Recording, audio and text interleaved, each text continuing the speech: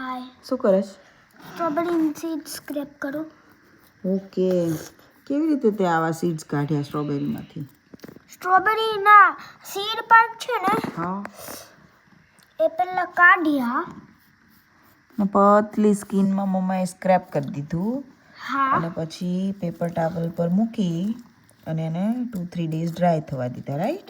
હા અને જો આવા સીડ્સ નીકળે, રાઈટ? બતા દે તો જો, રાઈટ? ના, થોડાક આમાંય ભેગા કર્યા છે જો, છે ને? હવે જોઈએ, સ્ટ્રોબેરી અમે પ્લાન્ટ કરવાનું વિચારીએ છીએ.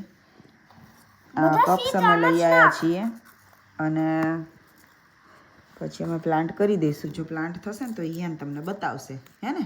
સ્ટ્રોબેરી આવશે તો, રાઈટ? હા ઓકે, જો અમને લોકોને આટલા સીડ્સ મળી ગયા સ્ટ્રોબેરીના.